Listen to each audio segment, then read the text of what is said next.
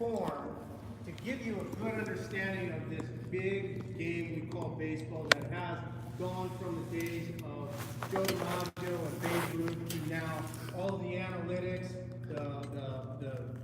what is it, 8-figure salaries and 50, 60,000 fans a year or a game in the stands, right? I want you to ask yourself one thing. With all the tremendous technology that we have in the game, with all the new equipment advances, with all the player developers and the facilities and the grandeur of the game, has it truly changed? Has the game truly changed? I'm going to break it down and tell you that it actually hasn't changed in this form, which is the foundation or the cornerstone of baseball, right? Still 3 outs, still 3 strikes, still 4 balls, 9 innings. Guy who wins, or the team that wins, is the one that scores the most guys across the plate. That is essentially what we're trying to accomplish, whether we're trying to stay inside the pitch, whether we're trying to quantify launch angle, exit velos, increase strength, go and train with different instructors or whomever it is across the nation. We're trying to figure out how to push more runs across the plate or keep them from advancing to the plate, right? But let's look at the game in one working model that everything, whether you're a guy who has played at the highest level, whether you're a consultant or a player developer who maybe hasn't but is more book smart or clinician smart, it really doesn't matter. This applies to every single type of hitting philosophy, pitching philosophy, game philosophy, okay? The entire game revolves around this number, this 4.3 second number. If we can figure out how to either elongate this so that this guy here who just hit the ball has to run 100 feet, so to speak, and turn this into like 4.6 based upon my increased velocity on my throw, more range, quicker pitches, whatever it might be, then I'm going to have a better ability to keep runners off base. Vice versa. If I can get if I'm a GM, I'm trying to recruit or sign guys that aren't this 4-3, so to speak. I want a 4-1 guy. If I had an entire lineup of 4-1 or even sub-4, I don't know if that exists, I have a better chance because these base stats turn into 80 potentially, right? So, if you think about today's game, it's power, speed, velocity, right? So I'm going to go around all this thing. I'm left-handed here, so I'm going to go around on this side. It's easier for me on this, okay? So, we're going to start with catchers. The average big league catching pop time is 1.85 seconds, okay? At 1.85 seconds, if my average pitcher gets set and releases at 1.2 seconds, that turnaround time is basically 3. That's why the average guy who steals is 3.4 seconds, 70% success rate based upon the ball being thrown high or low, okay? Now, let's take a look and see if this guy is 195 and 1-2. This guy is safe almost 100% of the time. If this guy is 1-1 and this guy is 1.68, which is the quickest recorded time ever by Jan Gomes, this guy probably has to turn around and run back, right?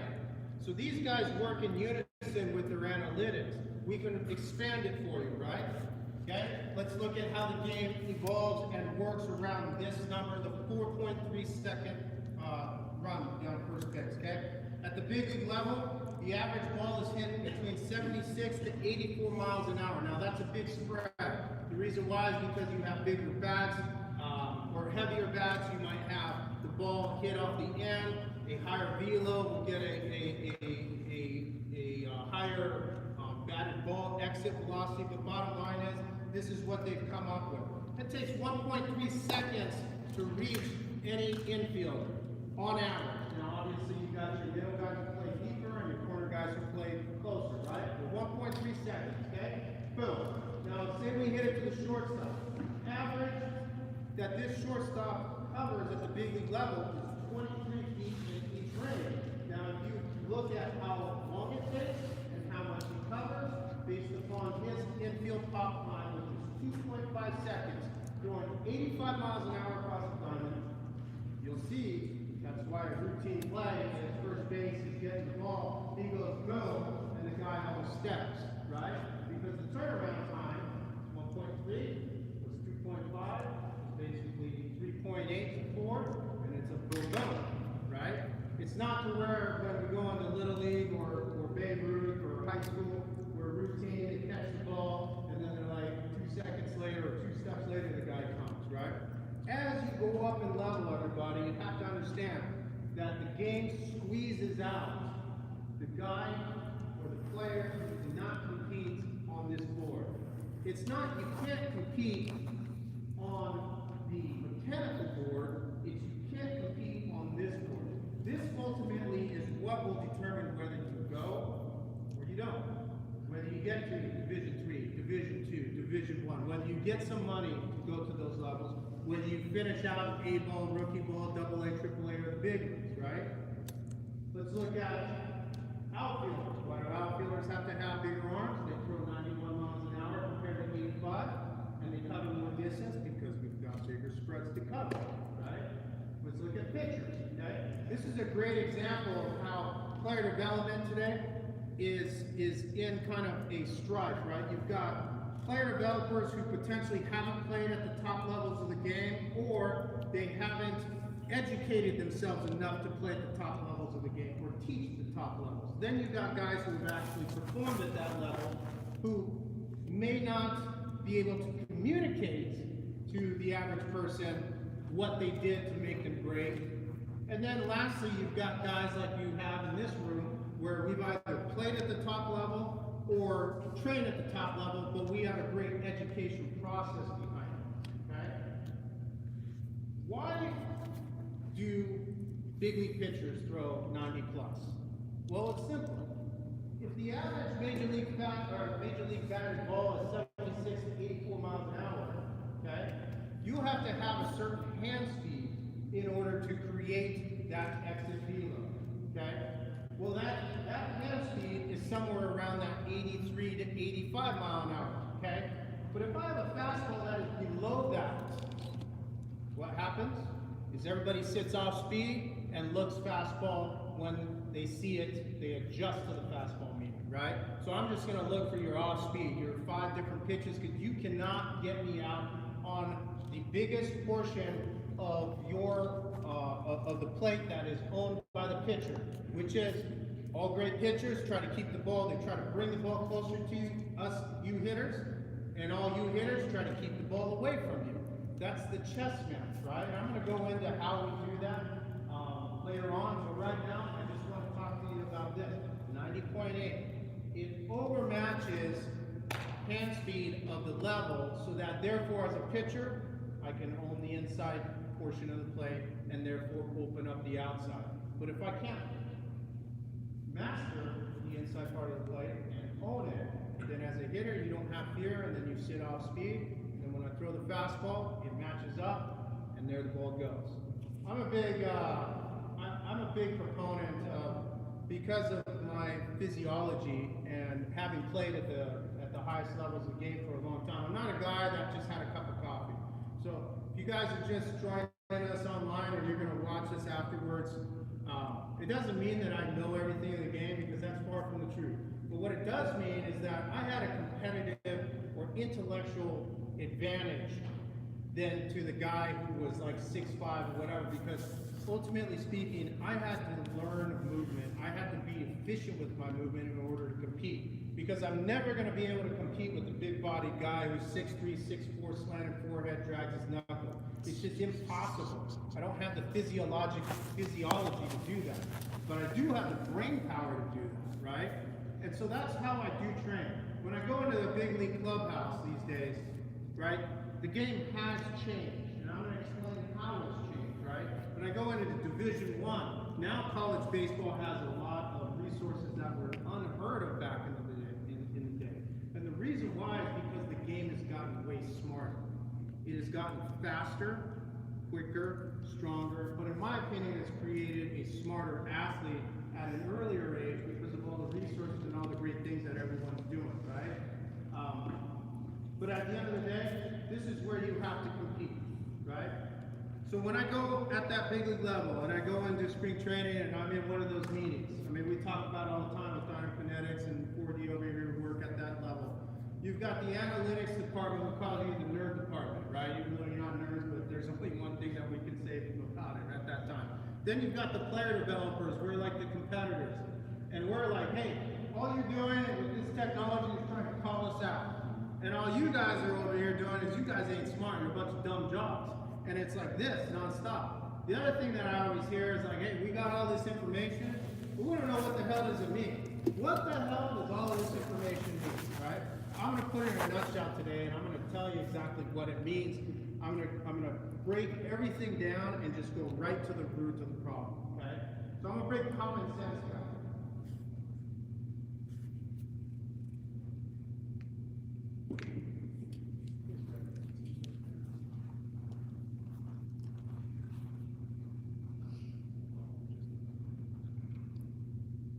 I'm a big common sense trainer. I think analytics, science, technology has a big, big part in the game. But I also believe that at the end of the day, the competitiveness of the game it is required.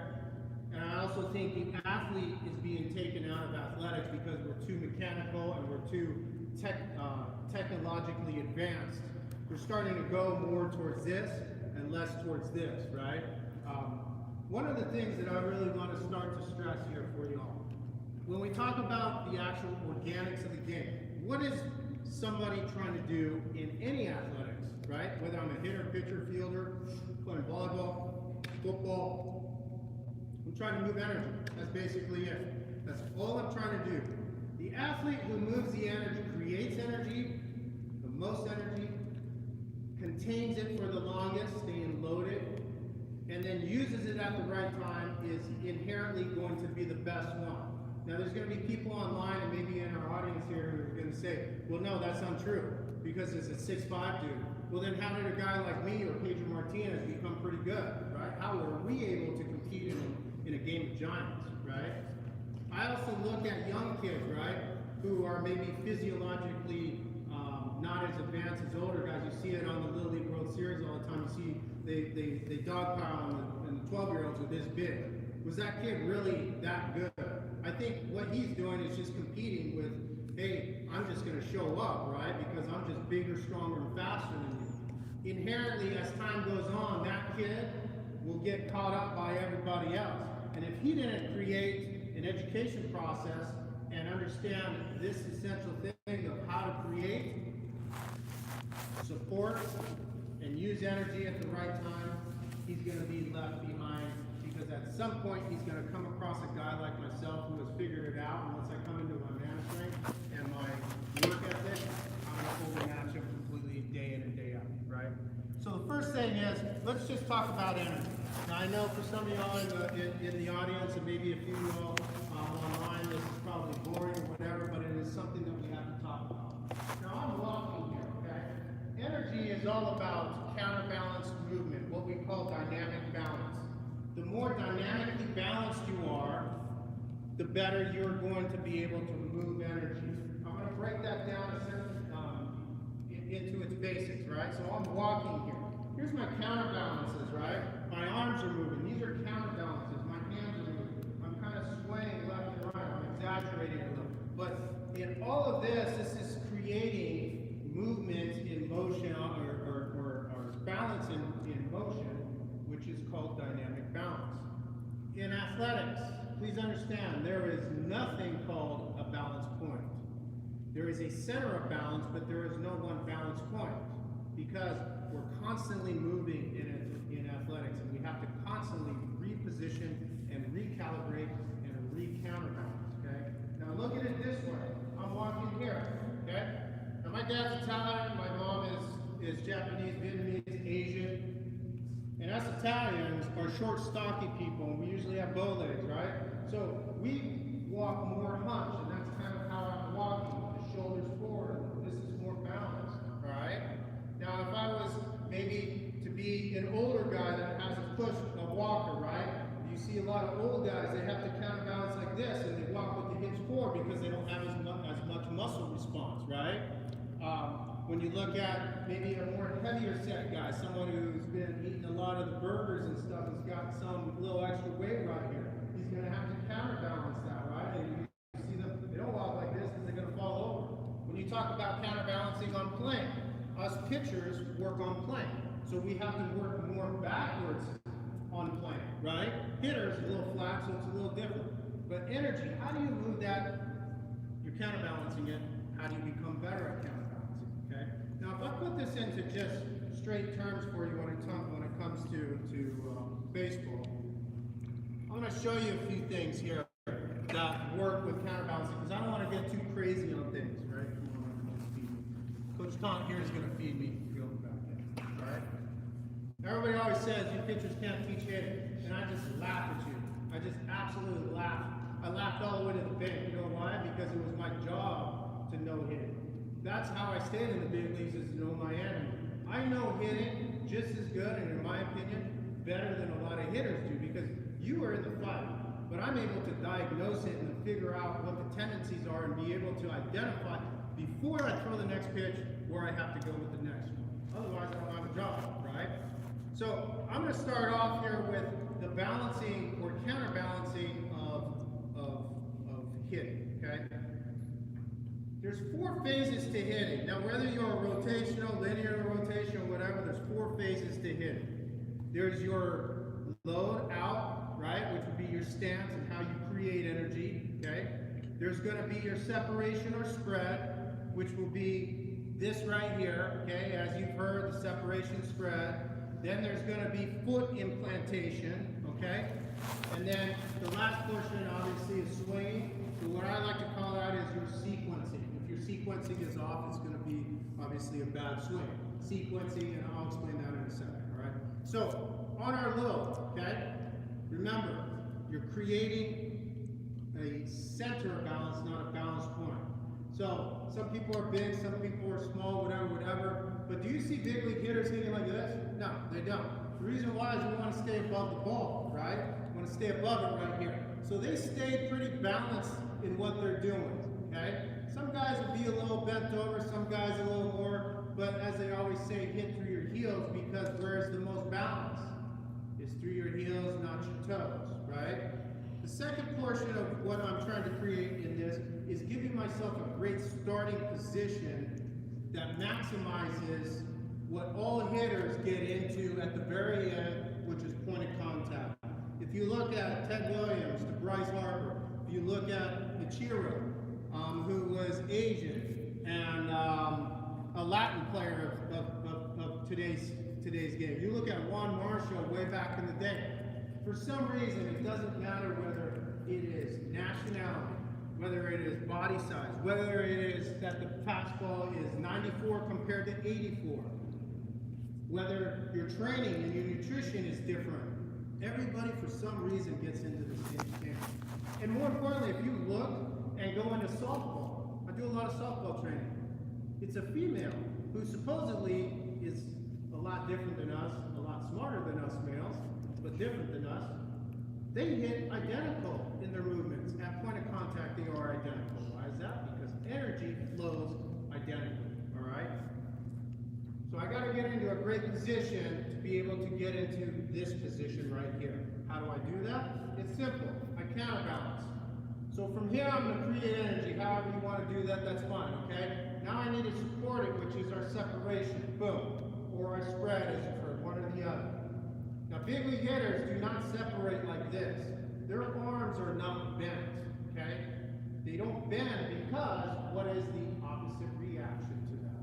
It will be a movement plane that is this way, compared to if I have a movement plane that is longer with spread or separation, then it gives me the ability to have more distance to cover, as well as it keeps me inside the ball, because energy is moving forward and through. And then at the end, I can come around, because I have a bigger movement plane to work with, right?